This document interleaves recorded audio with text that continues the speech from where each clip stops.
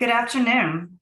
My name is Morgan Vigna, Vice President of Government Affairs here at GINSA, and welcome to today's webinar, Sudan and Conflict and the Implications for the U.S. Footprint in Africa. On April 15th, violence broke out between the Sudanese armed forces, led by General Abdel Fattah al-Burhan, and the Rapid Support Forces, led by General Mohammed Hamdan Dagalo, commonly known as Hemedti. Since working together to oust Sudan's former dictator Omar al-Bashir in 2019, and then orchestrate a coup in 2021, the two sides have been jockeying for power. After negotiations over a democratic transition stalled, the two sides resorted to force. Despite the signing of a ceasefire brokered by the United States and Saudi Arabia in Jeddah, violence throughout Sudan continues while Sudanese civilians are bearing the brunt of the conflict. As the warring factions tried to seize the reins of power, the United States and other diplomatic missions shuttered their embassies and began evacuating their personnel and citizens. A week after the fighting had broken out, President Biden gave the order for U.S. forces to evacuate the U.S. Embassy in Khartoum. In the weeks since, much has been made of the U.S. withdrawal and the implications for future U.S. engagement in Sudan. Questions like, why didn't the U.S. Embassy know sooner that the outbreak of conflict was imminent? Wasn't there contingency planning involved for this? Why did we leave so many American citizens behind, and how are we currently communicating with American citizens on the ground? To answer these questions and more, I am joined by General Thomas Waldhauser and Ambassador Tibor Nagy. General Waldhauser is the former commander of U.S. Africa Command. He participated in GINSA's Generals and Admirals program. Previously, he served as Chief of Staff in U.S. Special Operations Command, Senior Military Assistant to the Secretary of Defense, and was the Acting Joint Staff Director of Operations and the Joint Staff Director for Joint Force Development. Ambassador Nagy served as Assistant Secretary of State for African Affairs from 2018 to 2021. He served as Vice Provost for International Affairs at Texas Tech University from 2003 until 2018. And previously, he served as the U.S. Ambassador to Ethiopia and U.S. Ambassador to Ghana. Gentlemen, thank you so much for taking the time this afternoon. We really appreciate your joining us today. Ambassador Nagy, I'll start with you. I think it's important to provide an understanding of the United States' role in engaging Sudan since Omar al-Bashir's ouster. Can you please provide some top-level background and context on how we got to this conflict? Yeah, sure. And thanks so much for having me. The fact is that because the United States was unable to help Sudan gain a firm footing when the transition happened from the previous dictator, Omar al-Bashir, that I think has a large impact for the unfortunate events going on now. When this sudden changeover happened, April 2019, it was a surprise to everybody. I was Assistant Secretary at the time, but it was a surprise, and we very much wanted to support the transition as much as we could. But Sudan was covered by a series of laws, and they were on the list of state sponsor of terrorism. So trying to get Sudan out of that and being able to help them was literally like peeling an onion. One of the biggest things was Sudan was supposed to make a huge payment for the victims of the embassy bombings, Nairobi and Dar. Sudan was also embroiled in legal, culpability, although no one actually said that they were culpable of compensating 9/11 victims. And so, unfortunately, some of the members of Congress made it very difficult to get Sudan out from that. And as a result, there was really no way to help Sudan. Not only did we not have the means to help Sudan at the time, but because they were under some of these laws, we could not support them in the International Monetary Fund and the World Bank for desperately needed money. As a matter of fact, I think our budget for development and humanitarian assistance for Sudan in fiscal year 20 was only $20 million. So Prime Minister Hamdok, steps forward. He assumes this really thankless job, and he becomes extremely, extremely frustrated because the U.S. is just not, giving Sudan the kind of money and support that they desperately, desperately needed, especially to strengthen the prime minister's position, vis-a-vis the armed forces. So Unfortunately, we got to this point because Prime Minister Hamdok was literally hamstrung from the beginning, and he never was able to get a firm footing. I see. Thank you. So, Ambassador Nagy, as I mentioned in my introduction, there were a very chaotic couple of weeks in April when the U.S. military evacuated embassy personnel and some, but not all, American citizens. Oftentimes there's a buildup to these conflicts, and they rarely happen spontaneously. How do embassies monitor and assess the risks on the ground before a conflict emerges? And what steps does the chief of mission, or in this case, in Sudan, the ambassador, take in partnership with diplomatic security to ensure that U.S. personnel are safe? Yeah, that's a great question, because I don't think many people know, but every ambassador gets a letter from the president when they head out to post that lists the various duties for the ambassador. And number one for every single letter is the ambassador responsible for the welfare and safety of American citizens under ambassadorial authority. So that is an overriding concern. Also, every embassy has something called the Emergency Action Plan, which is supposed to cover all expected contingencies that might hit the country. Now, Sudan, you have to remember, is about twice as big as Texas. So it is a huge, huge country. And, ahead of time, you can think about what's going to happen here or there. But also there was a very large number of American citizens in Sudan who also happened to be dual nationals, Sudanese citizens as well as American citizens. Of course, we look at them as American citizens, so we consider them our responsibility. But also you have to, deal with reality.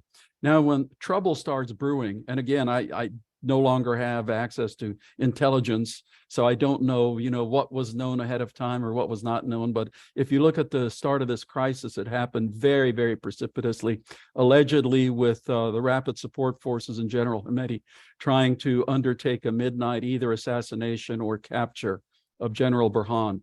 So it happened very quickly. I don't know how much advance warning was available, but when war clouds gather, the embassy goes into a kind of a crisis mode. They start having what's called Emergency Action Committee meetings, which brings together the most important people in the embassy, and they make recommendations to the ambassadors to whether to start drawdown. Do we do a voluntary departure? Do we do an ordered departure? What kind of messages should we be sending out to the American public? And I know that for quite a long time, given the turmoil in Sudan, that the message to the American public was basically do not travel there. And, and then the State Department says, yep, do not travel there. We are not sure that we can provide you assistance, in case of emergency. Sure. So General Waldhauser, does the DoD take a role in an EAC at all? What is the role of the military in this type of, risk assessment on the ground and in the planning before an evacuation? Well, first of all, thank you, Morgan, for inviting me to participate today. It's good to see you, and it's good to see Tibor, because we certainly spent some time together while we were both in our positions at AFRICOM and State Department. And let me just say that the explanation that Tibor just gave was very good, very thorough, and it explains a lot to those who may not understand this. But I would say from the COCOM side, from the combatant commander side, we certainly would closely monitor the situation on the ground. And we would be talking with the embassy and the ambassador, reviewing plans and contingencies and the like. In fact, it probably would be, if you have enough time, it would be a really good idea to send reps from the combatant command to the embassy to assist in liaison and that type of thing. This is very important. So the bottom line is this begins with a good relationship between the COCOM and the ambassadors, and it's why engagement in that aspect is very, very critical, especially in these countries with high threat posts. So that said, based on the number of citizens that may have to evacuate, based on the size of the embassy staff, the COCOM begins planning at very high levels and starts looking around the AOR for various force packages that may be available to him, options for him to utilize in a potential NEO. Now, the thing that's important here is that the ambassador certainly has the final call on this whole business, but the COCOM is going to have a say in terms of what we can do, how long it's going to take, and where the element of risk comes into play. And I would just further add that the protection of U.S. citizens and property is a fundamental mission, really, of all the COCOMs, but certainly in Africa. And so the desire and the necessity to coordinate and communicate certainly is there. I think that one final point I would make is that just based on the distances, it's interesting. Tibor said that Sudan is twice the size of Texas. I think that's because he lives there. Another way to look at it is it's larger than Alaska. So it's a large place, but it only underscores the tyranny of distance issues and challenges that the African continent faces. And this is why, and my final point is, this is why access on the continent, this is why relationships with various countries, things as simple as overflight rights, when you're dealing with potential evacuations somewhere on the continent, these relationships at the political level and at the COCOM level are very, very important, especially when you have a crisis that requires you to move swiftly over long distances. No, General Alhazra, I think that's a really good point. And just to follow up on that, specifically with respect to Sudan, the three Chinooks that evacuated the U.S. Embassy personnel in April, they didn't fly straight from Djibouti. They had to get overflight access and refuel in Ethiopia, and then fly another 3 hours to Khartoum. Saudi Arabia also provided assistance, including hosting evacuated U.S. personnel. How difficult is this type of operational coordination with international partners, and how common is it, particularly on the scale that we saw in Sudan? Well, I think it's fairly common across the board in Africa, regardless of the situation on the ground. And this is something that you have to continually work at. And Tibor, as a former ambassador in Ethiopia, certainly knows that country well. And for all the challenges that it's had internally, it has always been a good partner with us with regards to military operations and allowing us to use, for example, their airspace to either fly from Djibouti down to Somalia, or in this particular case, fly from Djibouti into Sudan. And so this is something that if in a crisis situation, you may oftentimes don't have time, or if it's going to be a challenge, it's going to throw a huge wrinkle into the plan. So again, I go back to the point about access, and access means much more than just being able to land somewhere and stage. Access means such things as overflight rights, that when you're in a pinch and you need an answer very quickly, you need the countries to step up and do that.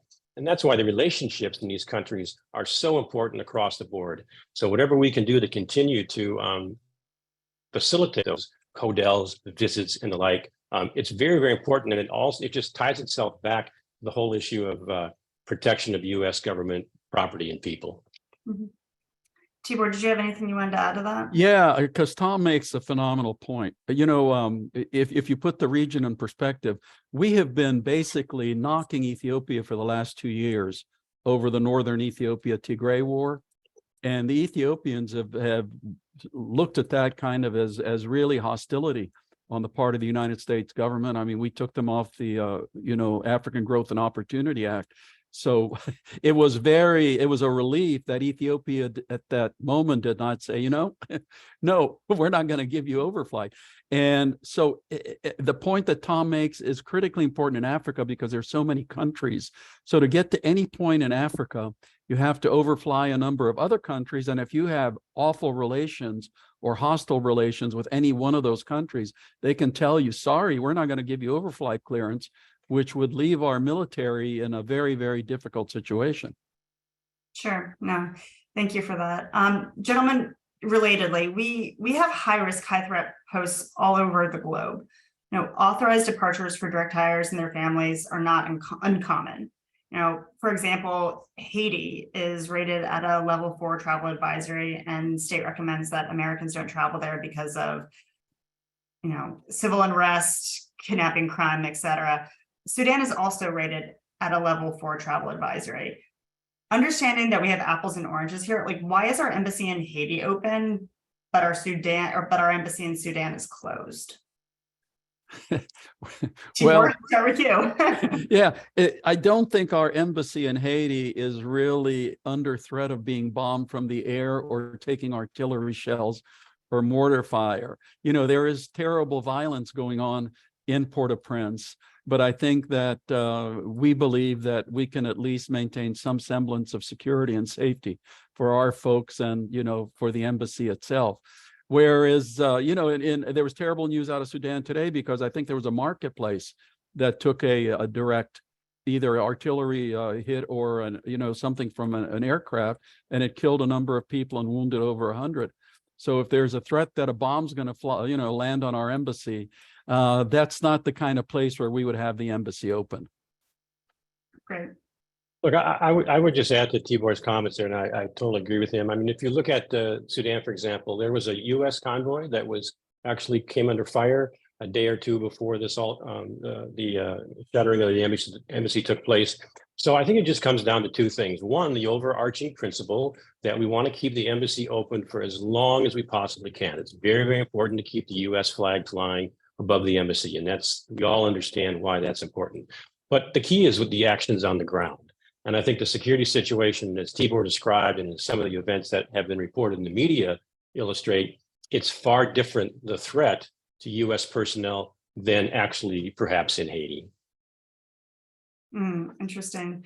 So given your backgrounds, and you got into this a little bit earlier, but given both of your backgrounds and the fact that you've been in situations where U.S. embassy personnel have had to be evacuated, can you walk us through the standard operating procedure for how the State Department and the military work together? What is each other's role, and how are those decisions made?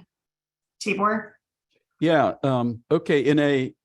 In most situations, and you alluded to this earlier, Morgan, you have a sense that something is going very wrong, and it could be a deteriorating situation. So you cascade through some scenarios. For example, you tell Americans to try to get out while commercial air service is still available. Then, you say, well, if commercial air service is no longer available, we're going to look and see if we can charter some aircraft.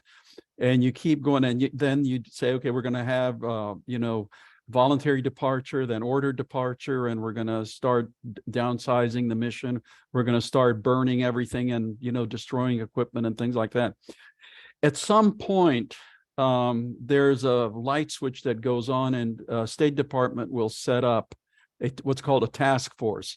And the State Department task force will have members on it from all of the relevant bureaus and state who would be involved in monitoring the situation and in supporting whatever type of evacuation might come up.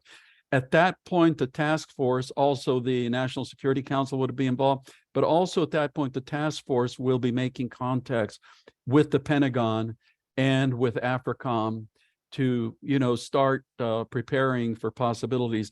The one I was involved in happened to be in Guinea, where next door Sierra Leone basically went up, and the situation was starting to heat up. So the military was able to pre-position a ship, that was fairly close to Freetown so that they could help with the helicopters. And as I said, in this case, I think that this hit so quickly that everybody had to scramble and catch up. But, based on the results, and again, thanks to our partners on the ground around Sudan, I think we were able to pull off, some kinds of evacuations. Mm-hmm. General Waldhauser? So I would just kind of add to that is that one of the key things we try to do at AFRICOM is to make sure that the embassies, small embassies in countries around on the continent that perhaps you have to look at a map to find out where they are, or with them that we are tracking their situation, and we take it very, very seriously, because I think it gives great comfort. I can remember numerous occasions over my time at AFRICOM where on some Saturday morning, I would be talking to an ambassador or a charge in a very small embassy somewhere on the continent, letting him know that this was on his situation of a potential, or her situation of a potential uprising was on our radar screen. We were looking at it hard and trying to figure out ways and means to assist if required. So I think it's important that the embassies know that this is a big deal for us, and we try to always make that point. Let me just tell you one quick vignette here about potential evacuations and how you need to get ready and so forth. And one of the things the combatant commander has, one of the authorities that he has, if there are troops or forces that are allocated to him to use, he has the ability to move those forces around the continent as he sees fit. And in the case of Africa, because of the distances that we've talked about and described in some detail, you've got to try to stay ahead of the game, because if something happens too far away, to try to contribute to a solution. In January of 2019, in Kinshasa, Democratic Republic of the Congo, once again, there were some threats of uprising. And by the way, I think this embassy, maybe Tibor can back me up on this. I think this embassy had planned non-combatant evacuation operations more than any country on the planet. But so nonetheless, there was things were heating up in Kinshasa, and we had to get closer. So if we were needed in a very quick manner, we were able to do so. So we got all the overflight rights we needed. And in January of 19, we flew into Libreville, into Gabon. And we had a small staging base there. And interestingly, the next day, the military broke out of their barracks and tried to perform a coup and to oust the president. Mm-hmm. And their reading of the situation was that the U.S. had landed to support their coup. Mm-hmm. Well, we quickly had to beat that one back, and we did successfully. But the bottom line is it illustrates the requirement, I think, for the COCOM to work very closely with, anticipate the situation, and especially in the case of Africa, position forces on the continent that are closer to the situation if something really bad would happen and you needed to get in there quickly. No, thank you.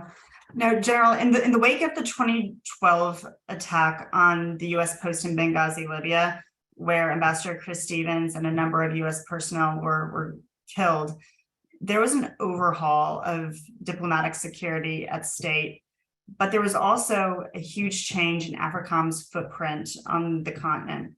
Can you talk about these changes and how did the U.S. military change the way it did business?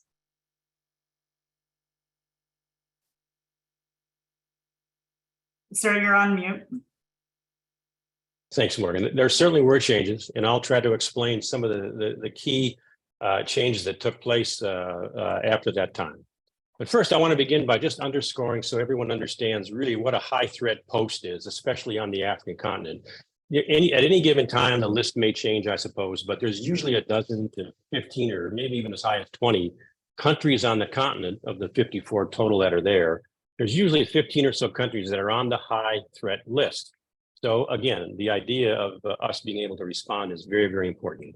And high threat posts are places where there's either a high threat of violence, political violence, or terrorism type violence, and perhaps some other items such as the local government that may or may not have the ability and may or may not be willing to provide adequate security at the posts.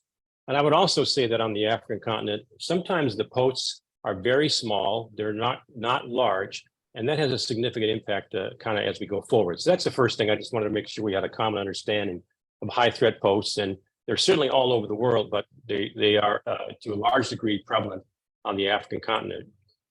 The second thing is during my time at AFRICOM, before my confirmation and all while I was there, there's certainly the importance of our ability and our requirement to provide protection for U.S. personnel was something that the senior leadership in DOD and the Department of State certainly would continue to underscore. So there was no, it was on our radar screen all the time, as I had previously indicated.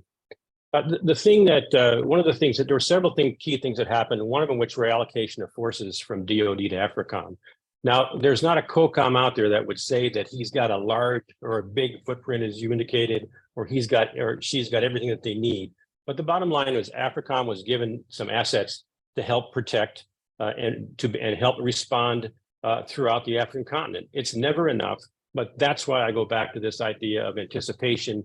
That's why I go back to this idea of being creative. And that's why I go back to the idea of using your authorities to move forces around the continent when you anticipate something. This is really a full-time job. And I think the other thing is important, that you want to make sure that the service components, Army, Navy, Air Force, Marine Corps, Special Operations, that they constantly provide you options for this particular type of mission. Because what you force packages to give you options, because what you ultimately need once a particular situation starts to develop, you as a COCOM need options to go ahead and deal with evacuations if that is in fact the case. So the components that work for AFRICOM were well aware of this, and all of them at various times and places had different force packages that could participate in this type of crisis response operation if required. And finally, I'll just say this, one small and subtle change, which is very helpful, was that as a result of Benghazi, the U.S. embassies have the ability to go through the State Department directly back to the Marine Corps Security Guard forces in Quantico and augment their security guards at posts around the world. As I said, many of these posts are very small. You don't need large military units in there to provide security. They just simply aren't practicable for the mission at hand.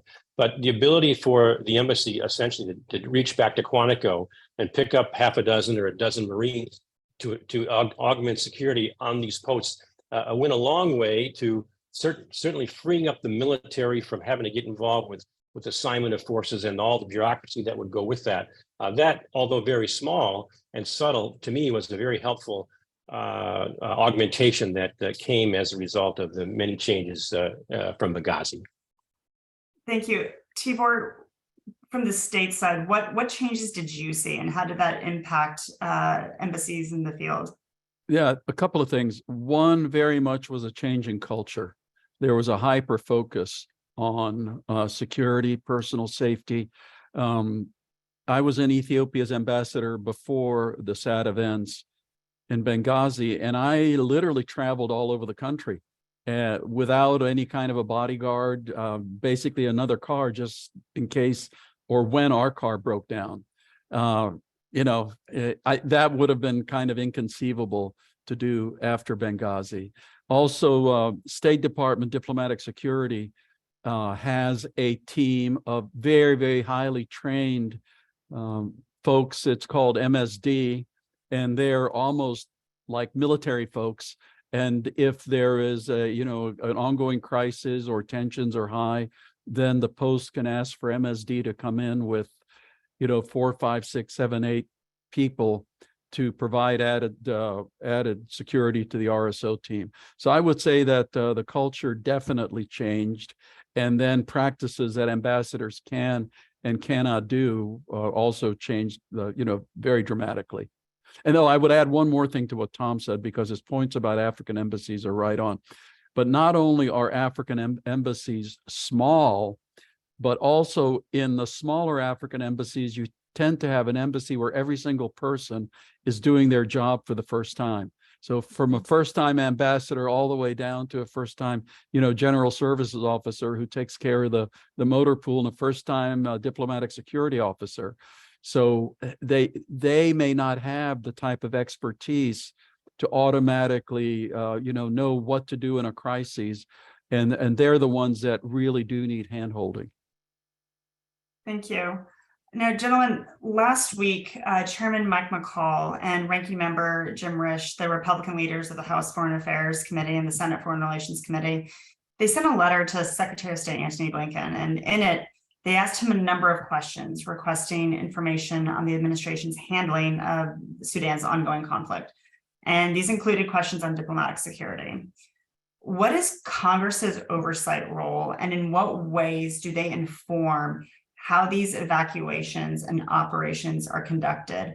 And I specifically am interested in the fact that both of you in your previous roles reported to separate committees. And I'd be interested in getting your perspective on how both those committees and what their oversight roles of your respective roles were.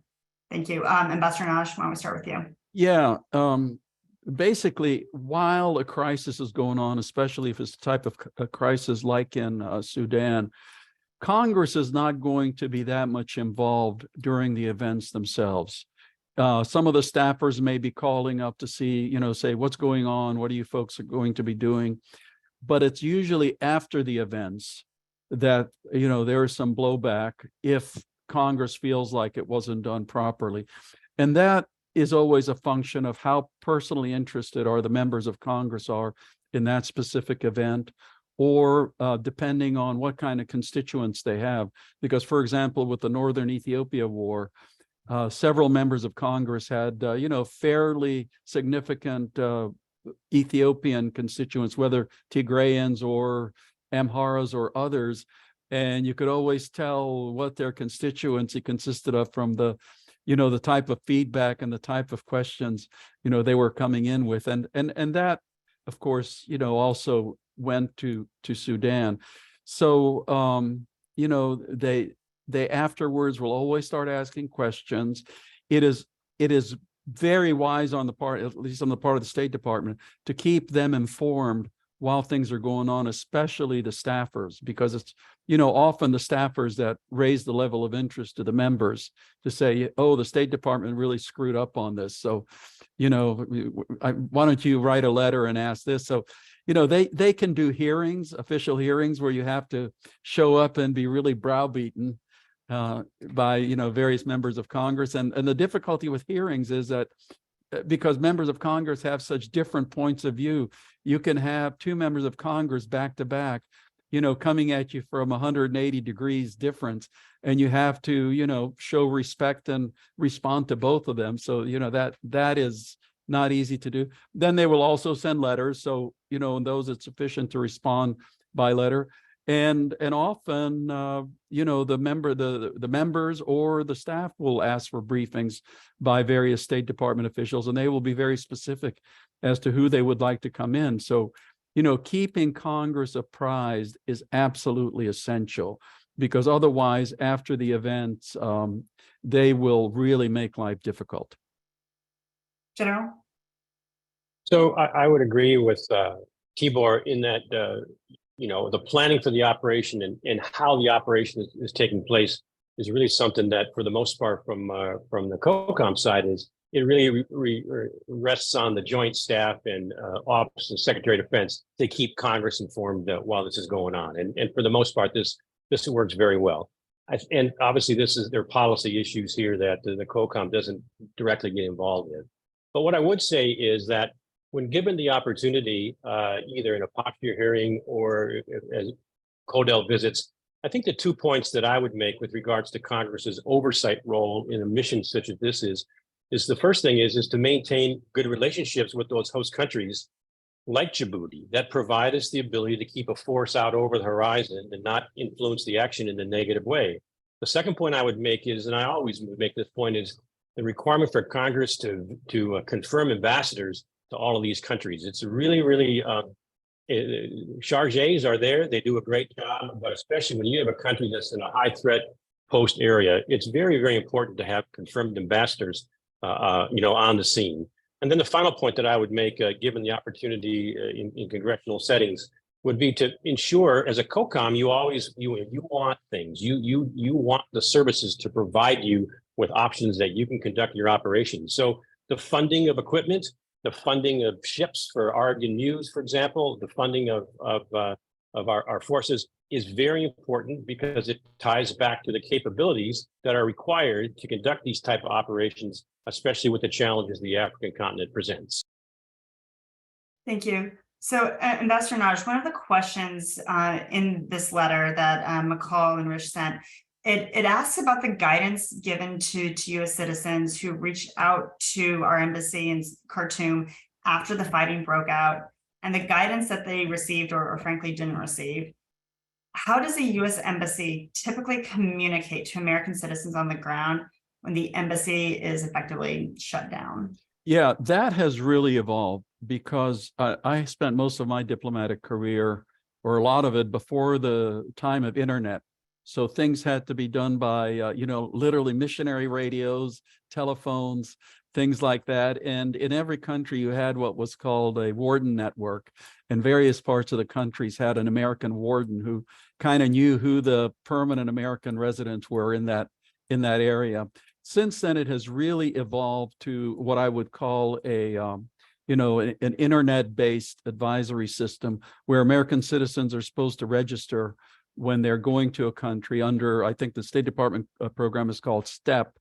And then the State Department main website puts out information on the country, but then the embassy website also is very specific. And I noticed that Embassy Khartoum's website has been, kept up to date, even though the embassy has been closed, with various messages to American citizens.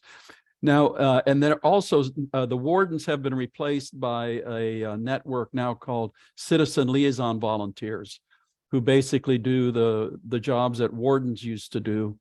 But in a country like Sudan, again, you have the situation where you have the majority of the American citizens in country, and there's a large number, are what I would call dual nationals, Sudanese citizens, American citizens, who don't pay attention so much to the warnings as much as, say, a US born American citizen coming there for business, because these folks have family, roots. They understand the culture, they understand what's going on.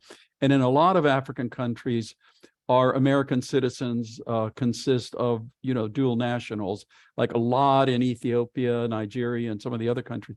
Then in some of the smaller countries, we would have what I would call missionaries who have been there for, 10 years, and they're out in the middle of nowhere. They may be the only person with a radio. And then more and more you have American business people who are traveling to these countries, and they may be there, rather temporarily or short term, usually in the urban areas or the capital city. And you have to kind of worry about all of those constituencies when the balloon goes up. And so I know that, again, I mentioned that for months now, the US State Department has had the do not go to Sudan message, but as we know, especially the dual country nationals didn't feel threatened. So, they were there with family, making visits or, shorter, longer term stay. So the key is to be able to notify them with these internet-based, updates, which of course we know when you have a conflict like in Sudan and the internet goes down, what are you going to do at that point? US embassies do have the option to try to send messages over local media or even international media. Having been an ambassador, I never had to use like VOA.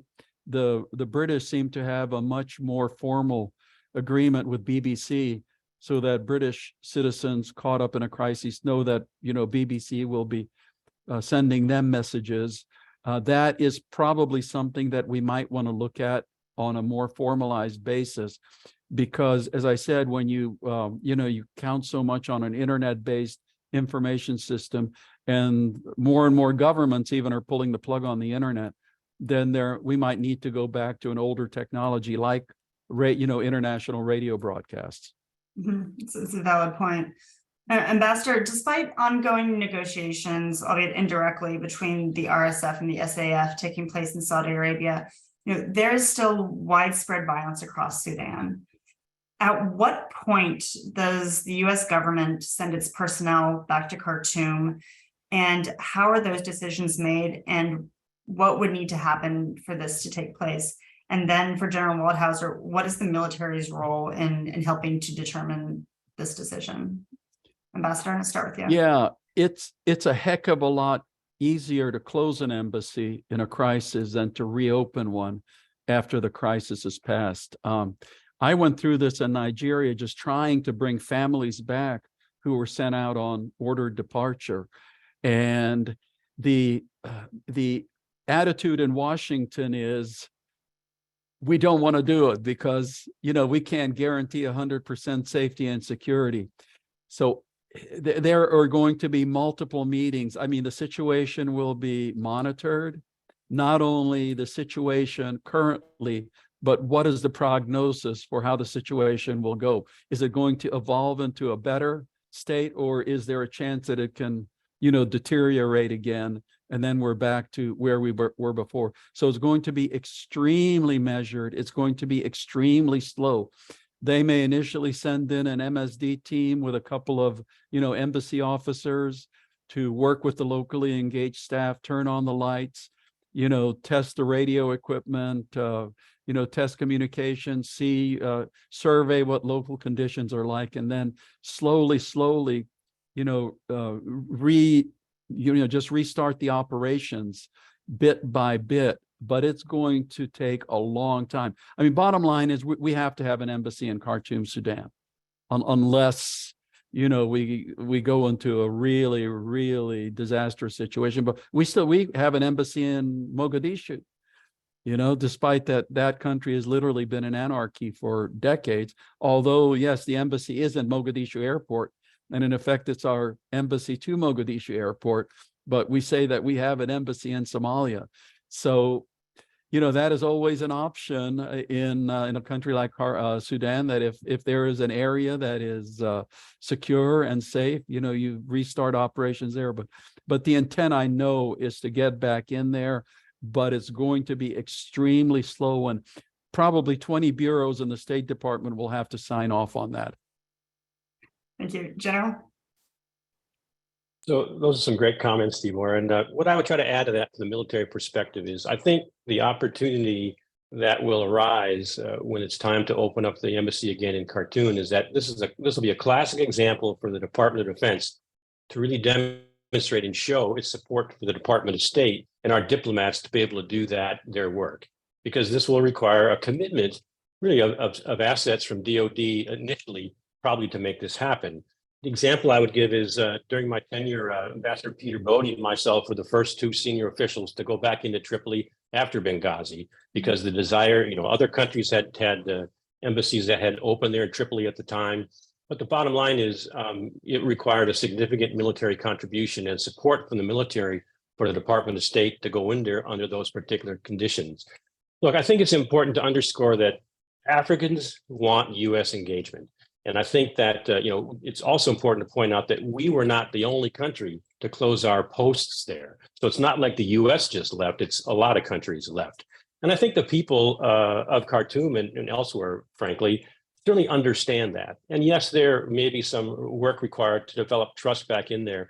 But I think that if given the appropriate circumstance on the ground, and given a commitment from DoD, if required, to provide whatever assistance may be needed to open up that post, I think over a period of time, the U.S. can get back in there and start to continue to, do what needs to be done, especially if in the long term, some type of international settlement reaches its course and the leadership situation there evolves into some type of negotiated settlement, at least, so that life can continue for the local population. No, thanks. General, you actually sort of got at my last question, so I'll just ask this of Tibor. So given the rushed way that the United States closed its embassy in Khartoum, and the reported sentiment among locally employed staff that they were at risk because of their affiliation with the U.S. government, how do you think this will impact how the United States is received in country? Presuming that we do open our embassy, do we have some repair that needs to be done? I honestly don't think so. First of all, kudos to our locally engaged staff. In situation after situation where the U.S. has to pull out American employees, they're the ones that hang in there. They turn off the lights. They, look after the buildings, the grounds, do what they can despite great personal difficulties and dangers to them. And we've lost locally employed staff in various situations. And in some cases, this can go on for years. I know the U.S. government will, at the end of the day, end up paying them when they can and, giving them credit. But they are the heart and soul of every single embassy. As far as the general population, I don't see that they're going to have any hard feelings or grievances towards the United States. They may have some hard feelings and grievances to the overall international community because, they're the ones being bombarded and abused and raped and they say, why in the world hasn't the international community come and saved us from this? Unfortunately, in today's world with these kind of crises, because of the dysfunction on the Security Council, the United Nations or the African Union doesn't end up sending forces, to rescue a situation like that and calm it down. So unfortunately, the conflict itself is going to, in my view, go on until the two protagonists themselves decide that it's time to stop. But I think again, my visits to Sudan, my familiarity and friendship with certain Sudanese, that it's not, they're not holding it against us because their anger is directed at their own military and the RSF who are committing these abuses. They will probably want the Americans to come back as quickly as possible because at the end of the day, it's the Americans who tend to do most of the cleanup after these international crises and provide most of the humanitarian assistance. So they'll be wanting the international community to come back once there is either a permanent ceasefire or the situation is settled for one or the other of the protagonists one way or the other. And at that time, we will again do everything possible to be supportive of our locally employed staff, who I just cannot say enough wonderful things about just how incredibly loyal and hardworking and tireless they are to, support what in effect is a foreign operation for them. Well, here's to that. Gentlemen, I am out of questions. You have answered them thoroughly and succinctly. Before I close this conversation today, I just want to sort of give you both an opportunity to just sort of say a few words and cover anything that I failed to ask. So General Waldhauser, I'll start with you first. Morgan, you didn't fail to ask anything. You did a great job, and I don't really have anything else to add. I thank you for the opportunity to come on today and try to provide a little bit of insight. And I thank the opportunity to work again with Tibor, who was a great partner at State Department when I was at AFRICOM. So thank you very much. Thank you. Tibor? Right back at you, Tom. It was a phenomenally, mutually supportive relationship we had, and I felt like it was a real partnership. And I can't remember one instance where, we really disagreed or came at it from different directions. So thank you again for that wonderful experience. The only thing I would add is on the situation itself, because I'm extremely concerned that, there's so many oars in the water, so many, there is now an AU kind of roadmap that involves so many different people that they could have their meetings in a small stadium. And, everybody seems focused on the ceasefire. But then so what? What is the end result? Is the end result going to be a status quo ante? Back to the starting point of these two guys working together again with some kind of a fig leaf for a civilian transition? Or is it going to be, is the international community going to say, okay, well, we've decided that one of the players is preferable to the other, so we're going to support that player? Or are you going to try to get rid of both of these people? I unfortunately, I'm trying to look ahead and see how is this thing going to land to where, we can get back to some of the things you asked about, like reopening our embassy. And by the way, thank you for the questions. I think you did a phenomenal job, of looking under the rocks at these issues. Well, thank you very much. And thank you to our audience for joining today. And this will conclude our webinar. Thank you very much for coming.